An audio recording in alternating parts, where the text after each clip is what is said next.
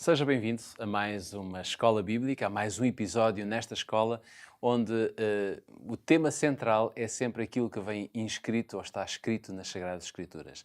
Nós estamos diariamente a abrir a Epístola aos Gálatas e mesmo se esta Epístola não tem muitos capítulos, como alguns livros, tanto do Velho como mesmo do Novo Testamento, é muito rico este livro.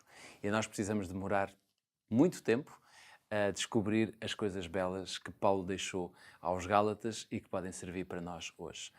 Para nos fazer os comentários diários, convidamos sempre o pastor Pedro Esteves, que está connosco, e começamos sempre, Pedro, da melhor forma, trazendo um sumário que será, no fundo, o tópico daquilo que vamos falar. Qual é o tópico? Um Um resumo resumo, da digamos assim. ideia-chave. O que é que nós vamos falar hoje? Vamos com a ajuda de Paulo olhar para a experiência de dois grandes homens e vamos ver que a experiência de Moisés e de Abraão, estes dois patriarcas, pais da fé, ajuda-nos a compreender que por mais importante que seja a lei, e está estabelecida como tal, a verdade é que ela não substitui a promessa da salvação que nos vem por meio da graça, que pela fé podemos receber.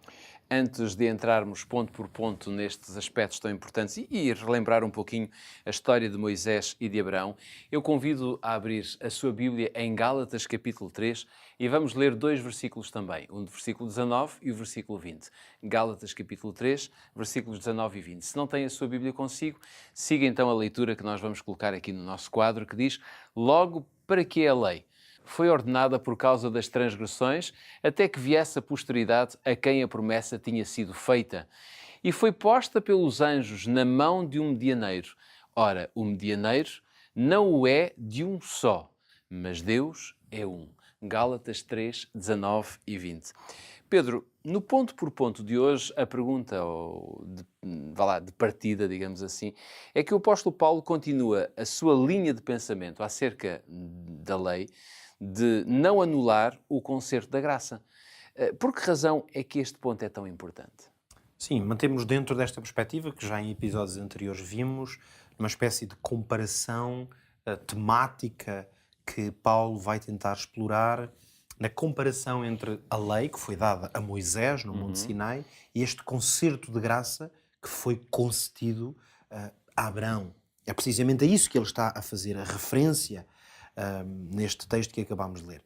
Nós percebemos que isto era muito importante para Paulo porque na verdade, relacionava-se com as ideias dos opositores de Paulo que estavam, como sabemos, a ganhar terreno aqui na Igreja da Galácia. No fundo, se a teologia, a ideia, o conceito que os opositores de Paulo estavam a desenvolver estivesse correta, o que a lei faria era precisamente ser um meio de alcançar justiça. Ou seja, era necessário cumprir certos requisitos e, cumprindo-os, então o crente estaria em condições de ser justo diante de Deus. Mas isso traz-nos uma outra questão. Qual seria a nossa situação, digamos que como pecadores, se tivéssemos que de alguma forma depender da nossa observância da lei, em vez de dependermos, por exemplo, da graça de Deus, se quisermos ser salvos? É isso que o apóstolo Paulo diz, no fundo, é que no fim de contas, se nós dependêssemos da nossa observância da lei, nós estávamos perdidos. É tão simples quanto isto. Não teríamos esperança. Em termos pessoais é este o resultado. Claro que nós ainda podemos dizer, e já o temos aqui dito em diferentes circunstâncias, que isso implicaria também que estávamos a anular a obra de Cristo. Significa que eu até posso garantir aos outros que guardo os 10 mandamentos na íntegra e não ser salvo. Sim, precisamente porque a capacidade para obedecer à lei de forma perfeita, se me der a capacidade de poder apresentar-me diante de Deus e dizer, ok, Senhor, repara, eu estou a cumprir a lei perfeitamente, isso anularia aquele que é o propósito essencial da vinda de Cristo a esta terra. Se não fosse necessário, por que Cristo teria assumido esse peso de maldição? Se não fosse necessário, se houvesse outra opção.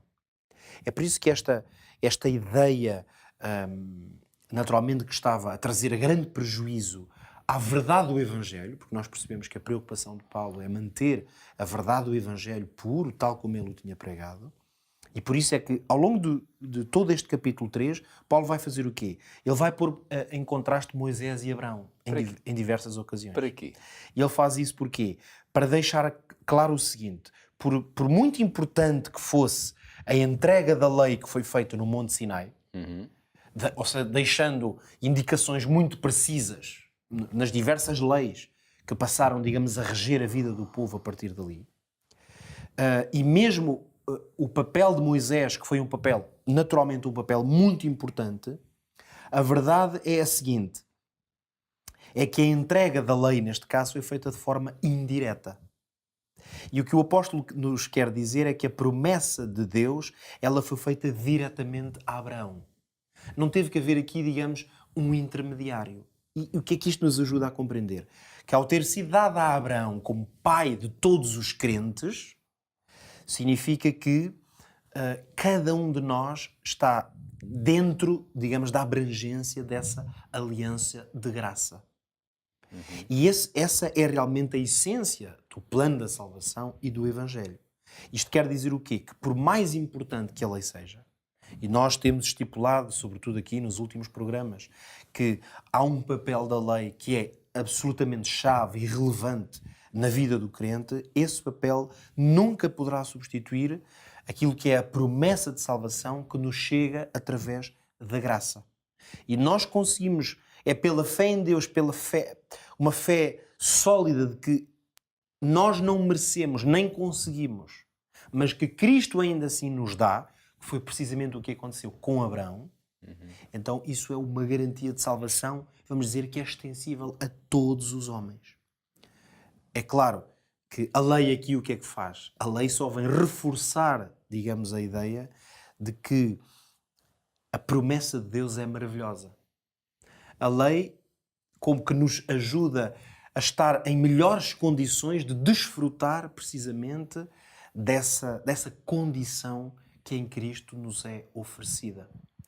No fundo, nós precisamos de continuamente na nossa vida e até na nossa compreensão manter este equilíbrio correto entre que Moisés e Abraão como que tipificam, sendo que a lei de Moisés, dada a Moisés, não veio anular o concerto de graça, mas como o concerto de graça dado a Abraão, extensível a todos os homens, se mantém, isso também não retira que a lei foi dada. Claro. E então é possível, nesta visão, criar uma ligação entre fé e obras, no fundo, entre graça e obediência.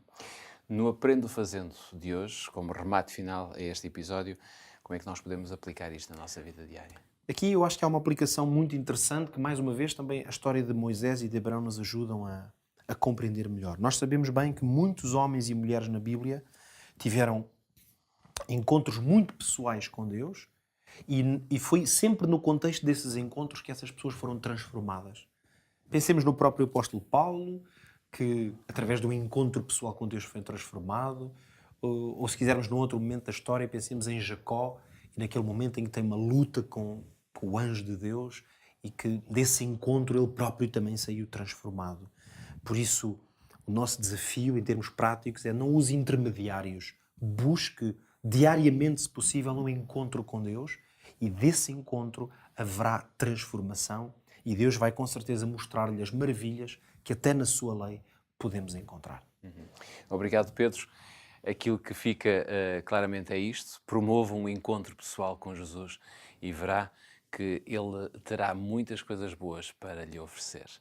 Fica também o desejo sincero de que a Escola Bíblica tenha sido para si um momento de refrigério na sua vida, sobretudo de refrigério espiritual.